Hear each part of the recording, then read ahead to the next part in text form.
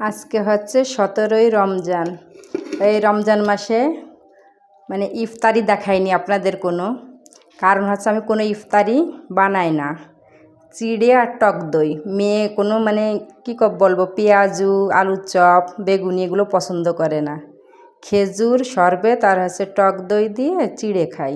তো আজকে হচ্ছে একটু হেভি খাবারই করলাম, মানে ভারী খাবার বানালাম। বিরিয়ানি রান্না করেছি আর কি, তেহেরির মতো হালকাই দিয়ে,